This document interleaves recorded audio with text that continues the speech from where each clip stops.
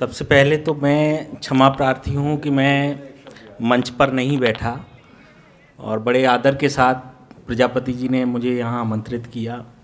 लेकिन चूंकि प्रजापति जी से हमारा बहुत पुराना नाता है तो उनकी किताबें मैंने पढ़ी हैं। इससे पहले इन 3 किताबों से पहले एक किताब आई थी राजनीति, उसके संबंध में बहुत सारी बातें हुई थी। मेन चीज़ है जो यहाँ बोली गई है, मैं उस पर बहुत ज़्यादा नहीं बोलूँगा, कि आम आदमी क्या सोचता है, क्या कहता है, उसके क्या मन में है, वो सवालों को जानना और फिर उन सवालों का अपने एक सरल लहजे में उसका जवाब देना, ये बहुत बड़ी काबिलियत है हमारे प्रजापति जी की, जिन्होंने बहुत ही सरल ढंग से आम आदमी के मन में क्या चल रहा है उसको रेखांकित करके जवाब दिए हैं। हम यहाँ कम्युनिस्ट आइडियोलॉजी या वामपंथ के बारे में जितनी भी बातें करें, आम आदमी उस तरीके से नहीं समझ पाता है। आम आदमी के मन में जो है हमको वो समझना चाहिए। मैं कई बार मुझे लगता है कि वामपंथ के विषय में लोग बहुत ही जिस तरह से बदनाम कर दिया गया है, उसको क्यों ऐसा है। वामपंथ के बारे में जितना हम लोग यहाँ बैठ के बड़ी बड़ी बातें करते हैं कि बहुत अच्छा है, ये है, लेकिन आम पब्लिक के बीच में उसको बहुत बदनाम कर दिया। किसी से कहो कि मैं वामपंथी हूँ, मैं रियल बता रहा हूँ, मैं वामपंथी हूँ, मैं शिक्षक हूँ और मैं वामपंथी हूँ, लेकिन उसके बावजूद लोगों से कहने में हिचक होती है कि ये वामपंथी कहेंगे तो पता नहीं उनको वो क्या सोचेंगे हमारे बारे में। वामपंथी एक गाली की तरह लगने लगता है लोगों के मन में। ऐसा क्यों हुआ? क्योंकि आज़ादी आंदोलन के समय से ही बहुत सारे बदनाम करने का पैटर्न चला और वो आज जो सत्ता में जो पार्टी है उसने इसे बहुत बखूबी प्रचारित कर दिया। जिस तरीके से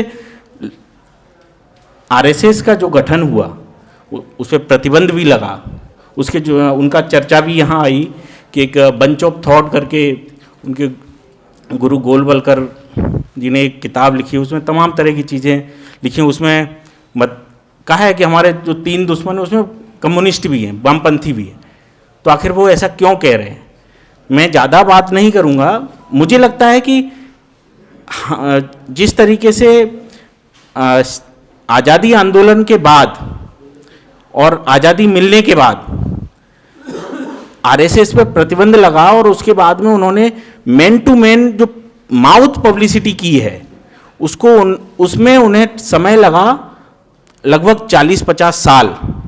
जिस तरीके से उन्होंने मैन टू मैन मार्किंग करके किस तरीके से जो कांग्रेस पार्टी का, वामपंथ का या दूसरे जो चीज़ें थी उनके बारे में पब्लिकली जो मैन टू मैन प्रचार किया है वो आज लोगों के मन में घर कर चुका है। और इसी का कारण है कि आज जितने भी हम लोगों से बात सुनते हैं वो नेहरू की बुराई कहेंगे, वामपंथ की बुराई करेंगे, लेकिन उनको इतिहास कुछ पता नहीं है। क्यों? क्योंकि उन्होंने वो सुन रखा है और उस माउथ पब्लिसिटी की वजह से जिस तरीके से उन्होंने बदनाम कर दिया है। अब हमारा टास्क बहुत बड़ा है, बहुत बड़ा, कि हम उस प्रचार को कैसे रोक सकते हैं, किस तरीके से हम उस प्रचार को कम कर सकते हैं। और उसको करने के लिए जिस तरीके का बीड़ा प्रजापति जी ने उठाया है, मुझे लग रहा है कि ये एक बहुत बड़ा टास्क है और इसको करना चाहिए और हम सभी को करना चाहिए। अब इसमें एक चीज़ और आती है कि हम अपनी विचारधारा को लेकर, अपनी आइडियोलॉजी को लेकर इतना रिजिड, कहना चाहिए कि इतना दृढ़ हो जाते हैं कि सामने वाले से हम बहस करने लगते हैं।